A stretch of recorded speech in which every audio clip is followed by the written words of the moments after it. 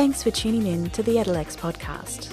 We're an edtech whose mission is to surface learning outcomes, digital assets, and the power of individual achievement.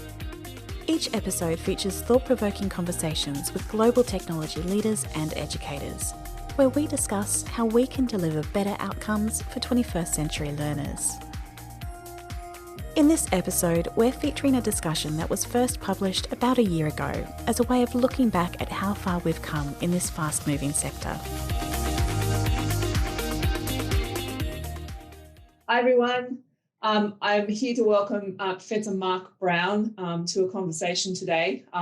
Mark is Ireland's first chair in digital learning and the director of the National Institute for Digital Learning at Dublin City University. He has decades of experience in the digital learning space. Before he began his esteemed career in Dublin, he was the director of the National Centre for Teaching and Learning at Massey University in New Zealand. So we are claiming him as one of ours. Mark, you've been heavily involved across the globe in many organisations focused on digital learning, student success, and more recently, micro-credentials. So I'm hoping that you will summarise for us today the European approach to micro-credentials and really share some of the amazing projects that are being undertaken across Europe, and particularly the ETRU group of innovative universities who I know have a very bold vision for the future. Well, thank you very much for that introduction. And it's nice to be introduced as a New Zealander, but someone from down under.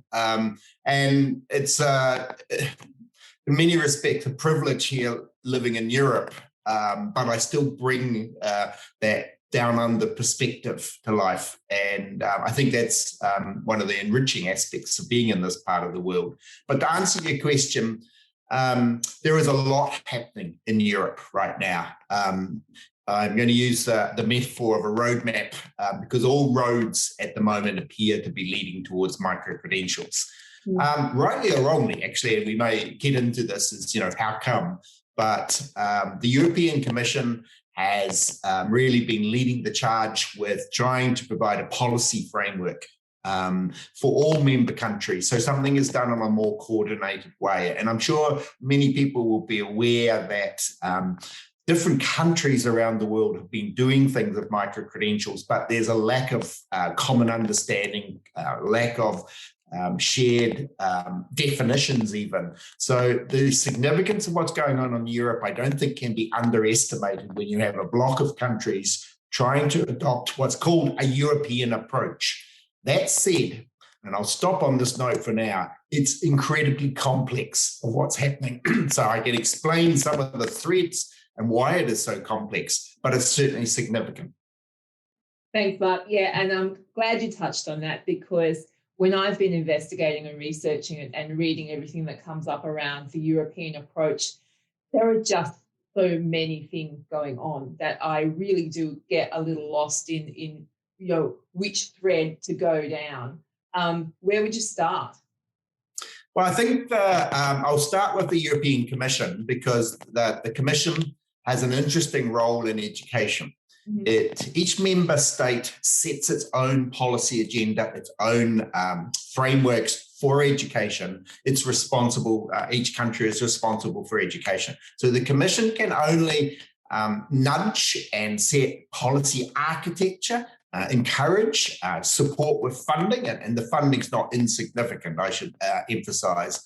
But the Commission last year, actually really before COVID, decided that it wanted to help to produce something that would support a more European-wide approach because observers were seeing what was happening. New Zealand was well known for having started with something that was linked into the qualification framework. It often gets acknowledged for that. But the United States, similarly, more at a state level, which it's kind of a little bit like cowgirl or cowboy land with all different manner of things happening with badges and the like. So the last thing in Europe, and it's kind of around European values, that a whole of European approach. So the Commission formed a large consultation group, not huge, but certainly a wide number of stakeholders. For whatever reason, I had the privilege to be able to serve in that group. I sort of say for whatever reason, slightly tongue-in-cheek, because My own background is around providing access to education. I actually don't like to necessarily be thought of just, interested in new technology in teaching and learning. And so when I was at Massey University, New Zealand's large distance and online provider, I had responsibility for that portfolio. So I come with a long track record in trying to promote access to education and support lifelong learning. And so there isn't an accident that I'm around the table in a number of places. What happened, of course, is COVID came along. So instead of having interesting and long meetings in Brussels, where we tend to go, on the base of the European Commission, we met virtually. And that was in itself quite a challenge for quite a sizable group.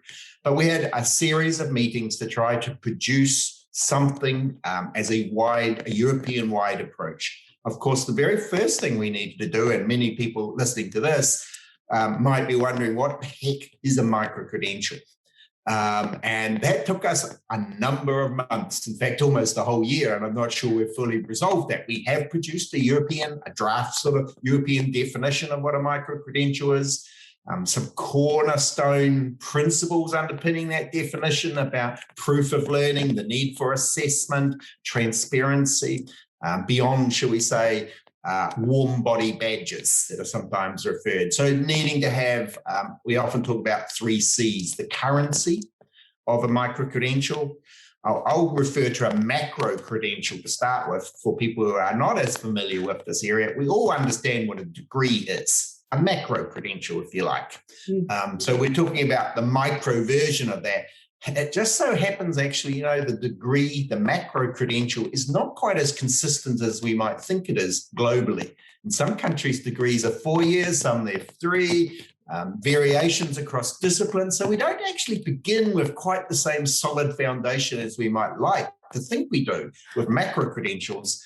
But nonetheless, the Commission's work to produce, in the end, published in December, quite a substantial report defining what a micro-credential is in the European context, and then producing a roadmap for how we might go forward in a common and shared way. Wow, is all I can say. I know that was a few sentences, but that's a huge, huge body of work. Once you had that definition of the micro-credential, what was the next step? So in many respects, we're still working on that next step. Okay. And there are a lot of analogies that are used around micro-credentials or metaphors. You could say we're building the plane where we're still in the air. A great comment came through from a Canadian last week, I think it was, or the week before, that micro-credentials are a bit like catnip for politicians or for perhaps university vice-chancellors or presidents. I mentioned at the start that all roads are leading to micro-credentials, but there are a fair few back roads, and some of them were broken bridges that don't connect. So right now we have a framework, shall we say, of a roadmap. What we're trying to do at the country level, at the state level, is align that into the European roadmap. And put more flesh or detail, or should we say, turn the back road into something that ultimately might become more like a highway, and we're all on the same road. So I think it's very much the case that this is it's a cliche, but it's a work in progress. And I think we are still at a very early stage. It's quite notable that only 2 weeks ago, probably even less than that, 10 days ago, the European Commission has issued a public consultation process on micro-credentials. So I think this is very encouraging, because as a policymaker, if you want a policy to be effective, if you want a policy to be owned and understood, consultation with a big C is crucial. And whilst in the European context, sometimes that can grind things down and slow things down, ultimately, if the end goal is that we want micro-credentials to be highly credible, to have currency like a degree does, to be recognized by employers, to be valued by employees, then all of this, I think, is crucial work. And in Europe, the Bologna process, which is essentially very influential in many parts of the world, including down under, because it's the process that provides mobility across qualifications, recognition of what credit value is, The aim is to have micro-credentials fit into the European qualification framework, and that in turn would align, or other countries will align with that. It's just so influential. But there are also lots of things going on, if I use the roadmap example, at the country levels, and Ireland is leading the way in many respects as well. Finland is doing quite a lot of work, and one of the challenges, because of course, not English speaking by first language, Italy has a huge investment in various initiatives in micro-credentialing. But here in Ireland, our government, through a digital transformation fund for teaching and learning for universities, has funded 12 million euro for the 7 Irish universities to work on a national micro-credential platform. So a small country like Ireland, similar to New Zealand in many ways, if you can't do it in a very small country with coherence, then I suspect it would be pretty hard elsewhere. So you have those different initiatives going on at the same time, but in micro-credentials, we must not lose sight of industry initiatives, and MOOCs are a little bit of the middleware in many respects, because the evolution of the MOOC, what we're seeing is MOOCs and micro-credentials now becoming almost synonymous. And in particular, the MOOC platforms are reaching out and partnering with industry providers and universities in some cases, but not always. Some of them are industry-led. And what I often argue here in Europe is, if all we do is take the macro credential and turn it into a micro, and there's a question is how small is small, we will have lost an opportunity to have fundamentally transformed, I'll use that word, our credentialing landscape or ecology. And what I mean by that is, we need to reach out and have more of our stakeholders, not just industry, but also community groups. There's a great example in Canada just recently of a micro-credential in well-being and workplace well-being in partnership with the university, but that's coming out of a community organisation. I'll stop on that note. There are just many things going on, and you might want to expand or ask me to elaborate on any one of those. Yeah, thanks, Mark. You're right. There are just so many things going on, and I thank you for that overview. It's fascinating. For me, you mentioned Ireland, you mentioned Italy, you mentioned Finland. Why do you think those particular countries are sort of moving ahead with micro-credentials? What are the driving forces, do you think, that are pushing that forward? Yeah, so I speak a lot about the drivers, because I think the drivers help us also try to figure out what the definition is and then what the end game might be. And it's a bit of a slogan, but I frequently say that micro-credentials should be in the service of big ideas. They are not the big idea themselves.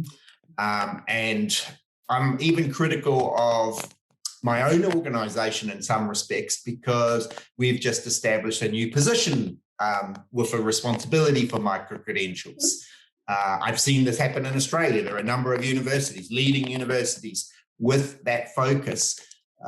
The reason I'm critical is, should we be focusing on micro-credentials, or should we be focusing on lifelong learning being the outcome, or should it be employability or other things? So one of the challenges I think around micro-credentials is that there are different ends that people have in mind. Right now, because of COVID, and this is certainly my reading of what's happening in Australia, there is a focus on employability, upskilling, and influential agencies like the World Economic Forum, with claims that 50% of employees are going to need upskilling within the next 5 years, are certainly influential. The changing nature of work cannot be underestimated. That is real. But I think there's a lot of myth and misinformation packaged with that. We have heard for probably about 30 years now. In fact, the original source for this claim that 65% of jobs won't exist in the future has not ever been found. That is just something that's become one of these truisms that's quoted, but the research shows that there's no evidence to support that. There are many jobs that haven't actually been lost. They've morphed, they've changed, but they haven't been completely lost. Now, I wouldn't say there aren't going to be jobs. And again, AI is real. So we have a number of different drivers, one being employability, another being, in Europe, lifelong learning is actually a very important tradition. It's part of what it means to be Europe. The Scandinavian countries, hence I mentioned Finland, lead in this area. But there are other factors as well. And if we look at our education system, arguably, it's a product of the 19th century.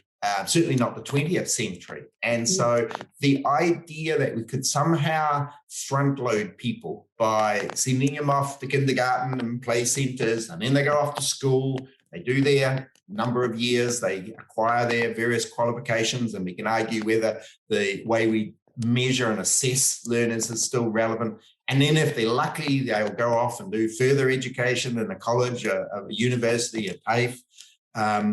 And once they graduate from there, our idea that that's it, you've had your education for life. That was my experience. And I'm unusual because I came back as an adult, but that does not make sense.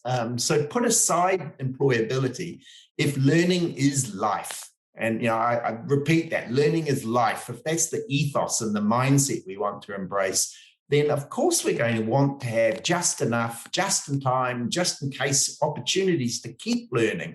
So for me, this is about mindsets more than anything else. Mark, I know that there is almost a hyper focus in industry at the moment around the need to really reskill, upskill the current employees that are there within corporations. How do you think universities or learning institutions can work with industry in a meaningful way to actually make that happen? For me, as I was saying, this is for part of what micro-credentialing is about as a movement. It's again, the narrow focus on just micro-credentialing. We want to look at, to use a bit of a cliche again in some respects, what does higher education 4.0 look like?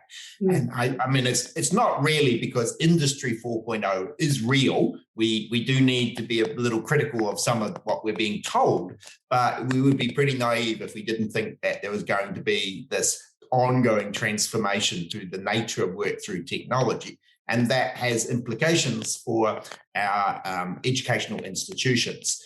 Of course, universities are not just here to produce people for jobs, but we would be pretty naive again if we didn't think that that's what many of our students are actually wanting. So in the work that we're doing, we're looking for ways that we can work with industry and not just delivering students with different skills, because another aspect that I haven't touched on is a development of more transversal future skills, soft skills. That people have different terms and they're not all necessarily the same. But that's again a recognition that knowledge by itself can become pretty redundant or obsolete quickly, and there are certain skills that are required, that the ability to work in teams, to problem solve, critically think. These are all things that employers tell us they want. I have a little bit of caution there because I'm not sure they actually always employ people with those, but nonetheless, the opportunity to work much more closely alongside industry partners in a co-construction or co-design model. The value of giving students the chance to do internships as part of their learning, as part of their degree. My own university has a very high proportion of students that's part of the ethos of the particular university, being a younger university. Those links tend to be part of what we've done from the start. But recognizing also that there are, and not just when I talk about industry, I'm not just talking about big corporates. There are different professional bodies that have their own standards, their own requirements that need to be met. So to be alongside and influencing those, because equally some of those professional standards, whether they be for lawyers or whether they be for construction workers. I actually gave a talk last week for the entertainment industry that is very interested in micro-credentialing. I'll elaborate on that shortly for why. It just shows you the different drivers. But basically being able to work alongside each other so that we're informing and learning from each other, and in the end, supporting the kind of learner that we might want going forward. But just to give you an alert of how complex it is when you start doing that alongside industry and professional bodies, last year, our team was involved in a national survey of micro-credentialing in Ireland, which included employers and employees as well. And only half the employers had any sense of what micro-credentials are. From the employer and employee perspective, when one embarks on some professional development, in many cases that's recognised in their contract. And if they happen to acquire a macro-credential or some kind of recognition that's identified in their contract and the award that the union may have negotiated, then they might get a pay rise for that, or they may get a promotion. It's recognised, built into their professional framework. Micro-credentials, no recognition currently at all because they just don't exist. They weren't there. So in order for those to be built into, say, the contract at a national level, the unions would need to be involved in that. And those negotiations typically happen on not necessarily an annual basis, but on a 3 to 5 year time frame. So There's certainly a lag there. In Europe, one of the combined unions came out very suspiciously about micro-credentials last year in a report. Because again, macro-credentials have status, they're recognized. So micro-credentials are being seen as somewhat suspicious and even a form of de-skilling because of the fact that on-the-job training by itself wouldn't be recognized and provide the mobility that a macro-credential does. So again, there's lots under the bonnet if I want to take the roadmap analogy and then put a car there and say we really do have to think through this very carefully. Wow, thank you for that. And I truly had not thought about the union aspect of that. And gosh, that feeds back, doesn't it, into one of your big C's, and that's the currency for employees. If that's not there and won't be there for some considerable time, then yes, where are we going with micro-credentials and where are they going to land? Interesting stuff. Just to come in with that entertainment or event management example, because it is a really interesting one that it made me have to think, because I come from a university perspective and I'm actually trying to almost talk about universities needing to change in the way they do things. I would say that we shouldn't expect universities necessarily to be re-engaging in new ways of credentializing when it's our very credentials that are the ones that have the elitist status. Mm-hmm. So it's not necessarily in the interest of universities to threaten their status with lots of these micro-credentials unless we capture that area. But the entertainment / event management talk that I was giving, they're interested because they go to set up for different gigs, and they have no control over the venue typically, but they pay a fortune for insurance. So they're scaffolders that need to put up the lights. They also typically employ a lot of casual staff or local staff. So knowing that someone has the certificate that knows how to put up the lighting, as an example, for an event, means that they can arguably reduce their insurance liability because they can show that their staff, the labour, are adequately trained to do the job. So that has nothing to do with a credential that necessarily builds into being a degree qualification, the micro stacking to the macro. And I often talk, at a definition level, seeing it on a horizontal and a vertical axis, in that some if you think stacking type micro-credentials, building up together, are more like lifelong learning stacking. But then we have life-wide learning, where we're not necessarily doing things that are connected. I might be interested in keeping bees, and I can do a course on bees. But similarly, I might want to learn something about cooking, and I can do a class that leads me to have a micro-credential. And that's not for work purposes, but it is equally valid, you could argue, if the whole end goal is to have people who are committed to their lifelong learning and development. Couldn't agree more. And it also leads into then the notion of where do you store those? Like, where's the container for all of those credentials? And certainly when you touched on the aspect of certification for compliance, around insurance. And I mean, that's a very big market from my perspective, and crucial. But where do you store it? I mean, I think, and I know that there are lots of people looking into this notion of a skills passport or a skills wallet. What's your thoughts on that? Well, whilst I don't get too much under the bonnet, to use the expression I used previously around technical platforms, they do matter. And from a university perspective, I can only speak on behalf of my own university. If we understand that our credential is actually the thing that we issue that really does have value in society and the way it's regarded. So that's what universities have as their credentials. You can argue whether the curriculum is as valid or as relevant as it should be, and that will vary from one university to the next. But that piece of paper or now digital credential that's issued really is important. So if we're going to start issuing micro-credentials with our logo, letterhead on them, we do not want those to be all around the world unless we can verify them. Because we know that fraud in this area is already quite common with macro credentials, and we have to go through, to verify those, particularly when we accept international students. So if we're going to be issuing thousands, potentially even millions of micro credentials, somehow you've got to have a means of recognizing and verifying them, and perhaps in a way where to save the overhead costs is because otherwise you're going to have a very large unit in the university opening emails every day asking to be verifying various, qualifications, where employers and employees, citizens can go in themselves and do that. So it's basically seamless. So for that reason, yes, back-end platforms really do matter. It's quite an ironic twist in many respects, because Digitry, which I know is used in Australia and New Zealand universities, it's now the platform of choice in Canada for the universities, began many years ago at Dublin City University as a startup.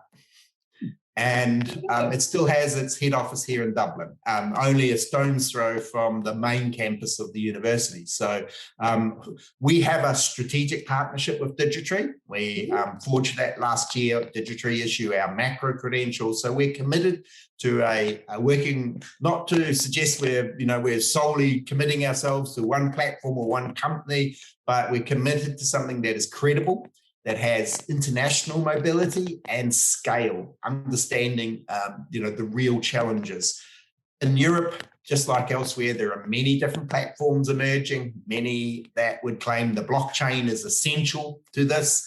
I'm still not convinced right now. I sometimes say, you actually don't need a platform for a micro-credential. If all you're doing is issuing a certificate, that's a micro-credential. Of course you do if you want to scale up. But where the European Commission is really, I think, going to ultimately be incredibly influential is we have a thing called the Euro Pass. It has been around for a while, and in its Euro Pass version 1 was essentially a glorified electronic CV that you could upload, and every citizen is able to do that, fairly one-dimensional. What the Commission is doing is putting millions, if not more, into the development of the Europass as the one-stop shop platform for micro-credentialing. Well, not just for micro-credentialing, actually for your portfolio, for your profile as a citizen. Anything that you have done, you can upload into this. So whilst I don't think there will ever be a single micro-credential platform, what we're talking about here is interoperability.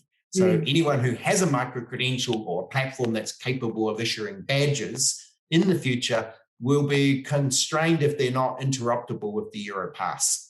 I'm involved in a project where we're piloting, trying to get our micro-credentials working within the Europass and bringing all the information that needs to come with that, all the metadata, the ability to look at the evidence that sits behind it. Because again, this is about what do employers really want to see? Do they just want to see the certificate, the badge, or do they want to understand what you've done?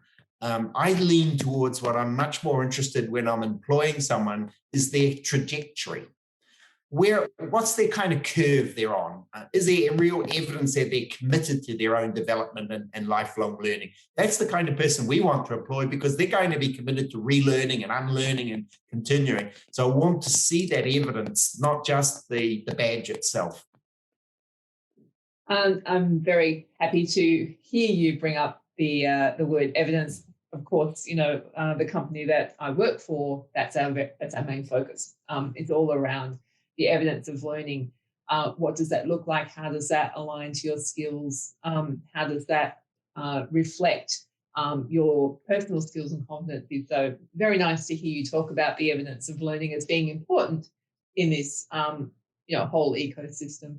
I do think, though, there's a lot of energy being placed globally around getting our language right, getting a shared language, whether that's a shared skills language, whether that's a shared language around, competencies or whatever it is. I know that there are various pockets around the world focusing on that. I would think in an attempt to sort of make a little sense out of the chaos, and try and see if we can have that eventual interoperability, not just on a structured data level, but on all levels. How much do you think that will slow things down, or is that a necessary step? Well, again, what I want us to do with micro-credentialing is use it as a vehicle for truly transformation. And if you like, I know these are buzzwords, or I had a colleague that used to call them aerosol words. You spray them around and they sound good, but they kind of disappear. There's no substance. But disruption, here's an opportunity, a disruptive movement. You could argue that this is a once-in-generation opportunity to rethink the 19th century credentialing model that we have, which is still pretty enshrined in most countries. And so the example of the ECIU University, it's a bit of a mouthful. The ECIU stands for the European Consortium for Innovative Universities. My own university, being a younger, under 50 years of age university with kind of innovation in its DNA, has been a member for many, many years, several decades. And so there are 13 institutions, 13 universities, plus in addition to that, Tec de Monterrey in Mexico, which is a very innovative university, as an associate member. And just for your listeners, Dublin City University is Arizona State University's European partner. So we're very privileged in many respects that we're able to take advantage of and learn a lot from what is known as the US's, I think, for about the 5th year running now, in these various awards that are giving out the most innovative university in the US. And it stands for trying to do things differently in terms of university education. So there's a network here that's quite powerful. What we've received is quite a sizable amount of funding from the European Commission to develop micro-credentials, but for a whole new ecosystem for learning and higher education. But even when I use the word higher education, that suggests that it's only a small part of the ecosystem. When I was referring previously to working with industry partners, that's very much part of what we're trying to do. So we are developing micro modules that learners can share across the partner universities, whether that's part of the curriculum or the co-curriculum. It can be either or at the moment. This is still very much work in progress. We've offered up to 70 in the first iteration of these micro modules. We're planning at the moment to issue for the new academic year for us, which starts in September, a suite of really signature micro-credentials. We're calling them ECIU creds, that focus very much on the kind of high-level skills that employers tell us they want. So there'll be a select number focusing very much on transversal skills, 21st century skills. And then there will be things like data analytics or data literacy. So just like we perhaps now see digital literacy as quite important, in today's age, data literacy is very important. So that'll be one of the micro-credentials. And the advantage for us as a consortium is that we can pool our expertise, our innovation, We may not have the same capacity in just one partner university or one university to do a particular knowledge area, a domain. By partnering, we manage to harness the expertise that exists across the partners. Ultimately, though, all with a view to give learners a much more enriched and transformative learning experience. So that's a very exciting project, and it gives not only an insight into perhaps a different model, a different type of ecosystem, but first-hand experience on how challenging it is. It's hard to get two universities truly working and collaborating. Getting this group, and we're talking here also where in many respects in Ireland, we're fortunate because you could say that we're Europe's now only English-speaking country as first language. But we're talking across multiple languages. Interestingly, supporting multiple languages is also part of what we're trying to do, being multilingual with micro-credentials, that the skilled employee of the future, if you really want to future-proof your career, you need to be multilingual. This is something very foreign for many of us down under, particularly if we haven't had a European background in the way we were settled. So, and that's really fundamentally about what it means to be European, to be multilingual, to be have mobility across borders, to be multilingual. Another one of our micro-credentials is going to be on active citizenship, which is perhaps linked into intercultural awareness, but understanding what it means to be a citizen and an active contributing member of society. And so that's more true to, shall we say, the principles of a university in a truer sense. But at the same time, things like data literacy and other really cutting edge areas like the Internet of Things, where there is clear skill shortages. That's the focus of what we'll be doing in that consortium.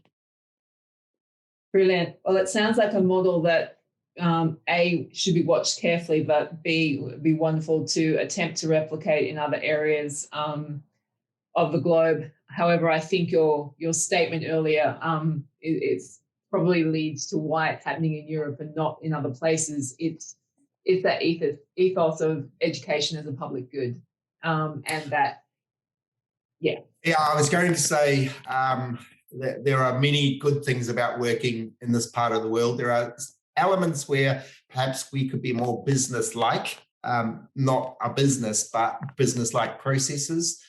But on the other hand, the reason we've got 12, 13 universities sharing and willing to share and collaborate at a deep level is because we're not seeing ourselves as competing with each other in the same way as we might in a smaller ecosystem, smaller fishbowl in some respects, not trying to be disrespectful, but it is most definitely a different ethos and a different role that universities in particular play. European universities are actually quite small in comparison to Australian universities in particular. The idea that you could have a university with 90,000 students is mind-boggling in this part of the world. But they're unique. They add their own flavor within that ecosystem. They have a niche, if you like, habitat within the wider ecosystem. And diversity and richness comes from that. So we're better for that variety. And if you think even the ecosystem analogy or metaphor is quite a good one in many respects, because the future of any species, plant or animal, depends on its adaptability as the environment changes. So the more diverse the environment, the more arguably you are ready to adapt. You're being prepared to adapt. It's the very reason my own university, that ecosystem sort of metaphor I've given you, why my own university chose to get into MOOCs, because we wanted to position ourselves, not to showcase our wares on the global stage, but to learn how we could do things differently in a different sandbox. To position us for what's coming. And COVID, I think, showed that those institutions that had made an investment in new models, particularly digital infrastructure and different ways of doing things, were far better positioned. In our case, it was not a difficult pivot, not to underestimate how challenging it was, but that advanced work we had done really positioned us. Yeah, I think the work that universities who had started that transformation process prior to COVID are the ones that are frankly going to survive in a post-COVID world. Couldn't agree more. Mark Brown, as usual, it has been an absolute delight to talk with you. I thank you so much for your words of wisdom. I thank you for sharing your thoughts and views on the European approach to micro-credentials. And I wish you all the best with your myriad of projects that you have your fingers in. So, yeah, thank you so much. Well, thank you very much. And just to make sure that I'm only one of many people that are working in this space, and we all need to join up to in activities and opportunities like this to share our thinking and learn what works and what doesn't work. So I'm very interested to see what's happening in Australia in particular, because there is certainly momentum in this area. It's just how we scale that up is one of the large challenges we all face. Thanks for tuning in to this Edelex podcast episode. Don't forget to follow us in your podcast app so you don't miss a thing. And be sure to visit our website at edelex.com to learn more.